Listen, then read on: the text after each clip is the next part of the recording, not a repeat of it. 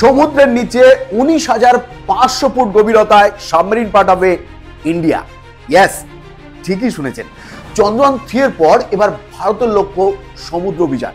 সমুদ্রের নিচে প্রায় 6,000 মিটার অর্থাৎ 19,500 ফুট গভীরতায় 3 জন বিজ্ঞানীকে পাঠাতে চলেছে ইন্ডিয়া।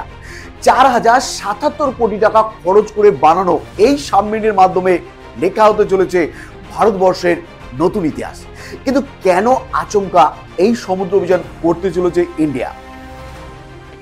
টাইটান সাবমেরিনের এমন অবস্থা হওয়ার পরেও কিভাবে এমন একটা কাজ করার সাহস পেল ভারতীয় বিজ্ঞানীরা? চলুন আজকের ভিডিওতে আমরা জেনে নিই সেই সবটা। সম্প্রতি চন্দ্রযান 3 চাঁদের উদ্দেশ্যে পাড়ি দিয়েছে।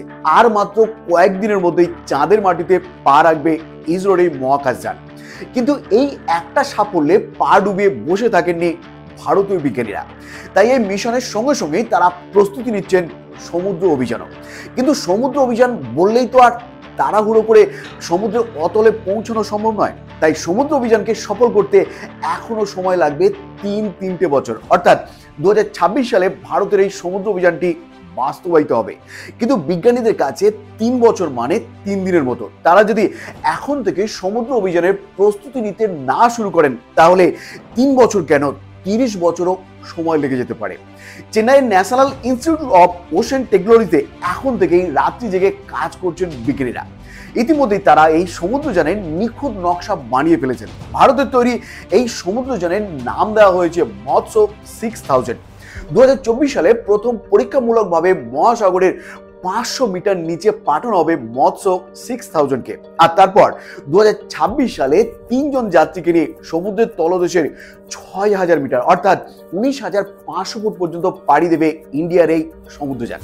বন্ধুরা, জানলে অবাক হবেন যে একটানা 12 ঘন্টা জলের তলায় ঘুরে ঘুরে সমুদ্রের তলদেশ থেকে তথ্য সংগ্রহ করতে পারবে এই সাবমেরিনটি। কিন্তু সম্প্রতি ওশান গেটের টাইটান সাবমেরিনটির মর্মান্তিক দুর্ঘটনার কথা মাথায় রেখে ভারতীয় বিজ্ঞানীরা খুব সতর্ক হয়ে কাজ করছেন। মানুষের সুরক্ষার কথা মাথায় রেখে এই সাবমেরিনটি যাতে 96 ঘন্টা অর্থাৎ 4 দিন অবধি সুরক্ষিতভাবে জলের তলায় থাকতে পারে সেই ব্যবস্থা করা হচ্ছে। এই 96 ঘন্টা যারা মৎস্য 6000 সমুদ্রযানে থাকবেন তাদের গায়ে সামান্য আঁচড়টুকুও লাগবে না। তবে জানলে চমকে যাবেন রে, এভারেস্টের উচ্চতা যেখানে 8,848 মিটার, সেখানে এই সাবমেরিনটি জলের তলায় 10,000 মিটার অর্থাৎ 32,000 ফুট অবধি যেতে পারে।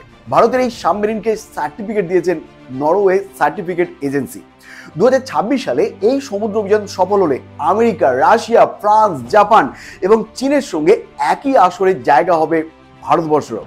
কিন্তু আপনার মনে প্রশ্ন আসতেই পারে, কেন এরকম একটা উদ্যোগ নিয়েছে ভারত? আসলে সমুদ্রের গভীরে লুকিয়ে রয়েছে অনেক অজানা রহস্য, যার হয়তো মাত্র আমরা 4 কি 5% জানতে পেরেছি।